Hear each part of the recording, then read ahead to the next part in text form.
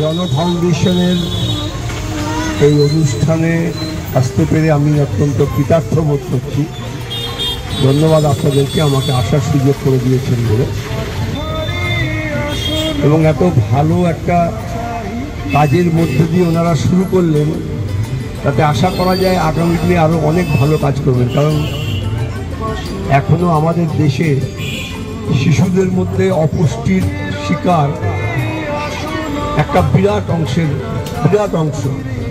আমরা হয়তো সবার দায়িত্ব নিতে পারি না, কিন্তু প্রত্যেকে যদি তার মতো করে কয়েকজনের দায়িত্ব নিই, তাহলেও সেই সংখ্যাটা অনেকটা কমানো যায়। বাচ্চাদের হাতে দুধ তুলে দেওয়া, দুধকে আমরা ছোটবেলায় পড়তাম, দুধ এবং ডিম হচ্ছে সব থেকে পুষ্টিকর খাবার, সুষম খাদ্য। দুধ এবং ডিম সম্বন্ধে বলা হয়। তা বাচ্চাদের হাতে দুধের প্যাকেট তুলে দেওয়া মানে তাদের কাছে খাবারের সবটুকু গুণ তাদের কাছে পৌঁছে দেওয়া। হয়তো সেটা সংখ্যায় বিরাট নয়, কিন্তু যে কজনকে দেওয়া যায় নিঃসন্দেহে খুব ভালো উদ্যোগ। আমি আগামী দিনে এই রণ ফাউন্ডেশনের আরও অগ্রগতি কামনা করি। আমি আপনাদের সঙ্গে আছি। ধন্যবাদ, ভালো থাকুন সবাই। নমস্কার।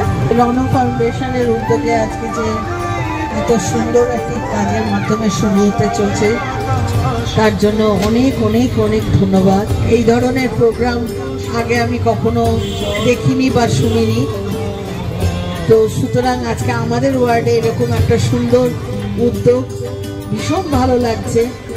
যেটা অঞ্জন দাস মহাশয় বললেন যে আজকে আমাদের ভারতবর্ষ কেন সারা পৃথিবী জড়িয়ে একটা বিরাট অংশের শিশুরা অপুষ্টি, শিক্ষা সব কিছু পিছিয়ে রয়েছে। তো সেখানে এরকম একটা উদ্যোগ নিয়েছেন আপনারা। আমি বলি আগামী দিনে আপনারা এরকম কাজ আরও করুন, যাতে করে শুধু আমাদের ওয়ার্ড কেন আরও নানান জায়গায় আপনাদের এই হাত আরও এগিয়ে যেতে পারে, আরও ভালো কাজে আপনারা যুক্ত হতে পারে, এই কামনা করি। সবাই ভালো থাকবেন, সুস্থ থাকবেন। নমস্কার।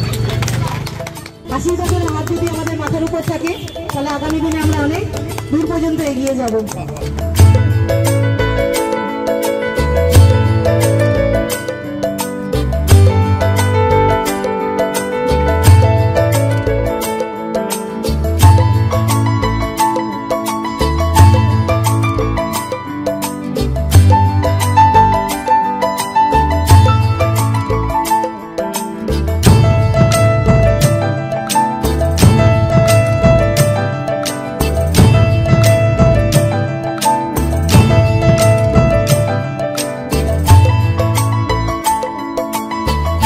আপনারা এসছেন আমাদের এই প্রোগ্রামে, তাই জন্য আপনাদের প্রত্যেককে আমাদের রণ ফাউন্ডেশনের তরফ থেকে ধন্যবাদ।